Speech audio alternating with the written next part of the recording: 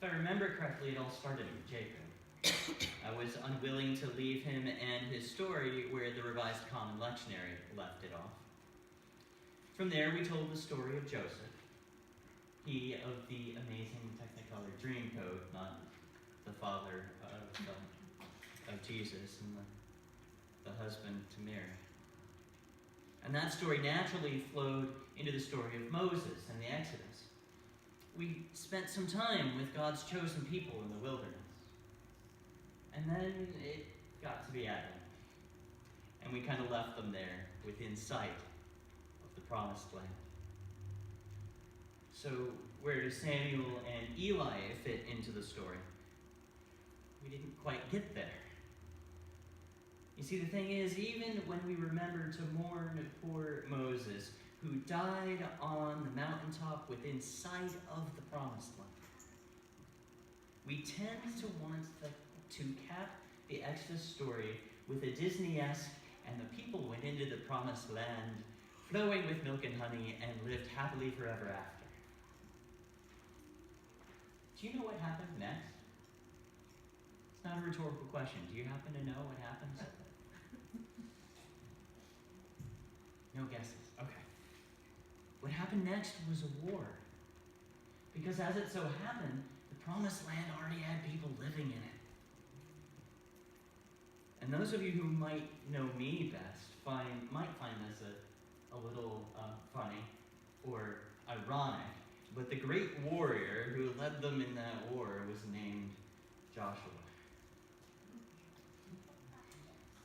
So they won their war and settled down in the newly conquered promised land, flowing with milk and honey, and lived happily forever after.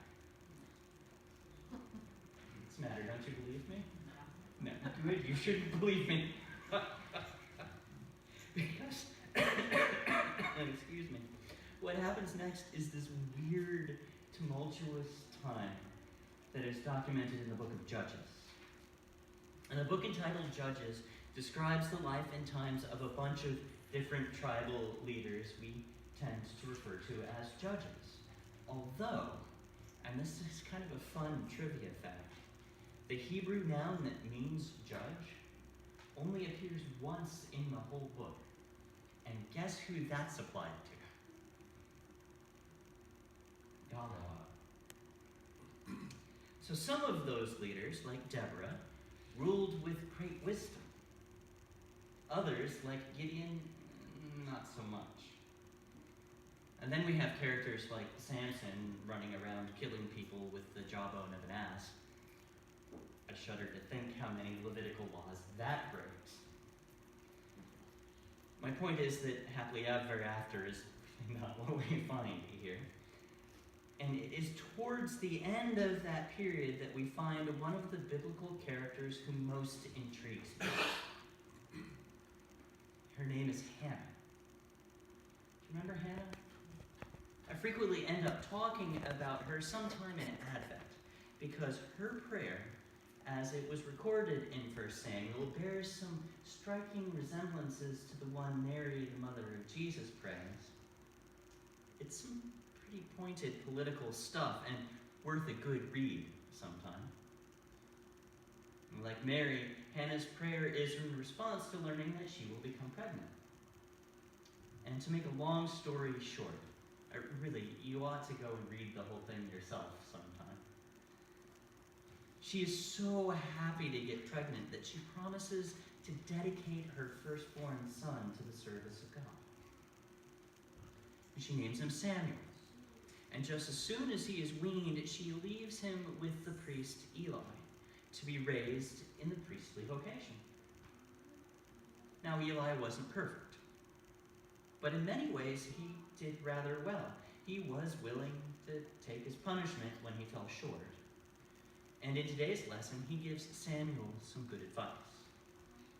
Personally, I forgive him for it taking 3 tries before he gives that advice, because I don't know about you, but I'm not my best self when I keep getting woken up at night either. The advice is simple, but it's not easy or comfortable. After all, if God is literally calling you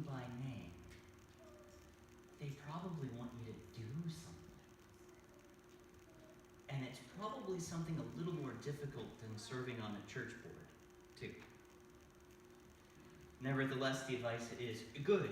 If God calls you, you shall say, "Speak, Lord, for your servant is listening." Can you imagine? I mean, even putting aside the kind of mind-boggling concept of God standing in the room with you and calling you by name, can you imagine the very first prophecy that is handed to you is against the man who raised you and calls you son? It is no wonder that he is afraid to tell Eli about his vision. But again, Eli gives good, maybe a little heavy-handed advice. Don't hide it. Tell me. And from that time on, Samuel does exactly that. He listens to God, and he does not hide what God is telling him.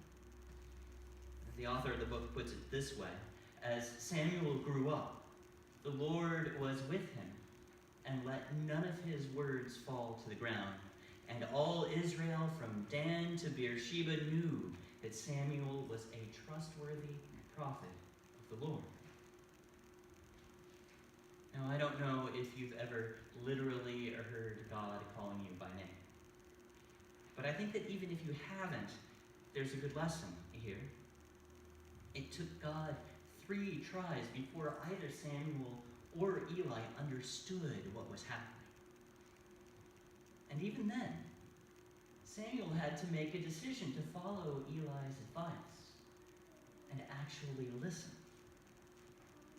And so, I wonder how many of us have mistaken God calling us for something else. I wonder how many of us have the wisdom to hear God's call. And I wonder how many of us are brave enough to say, "Speak, Lord, for your servant is listening." I hope you do. I hope you do. So what do you say? Amen?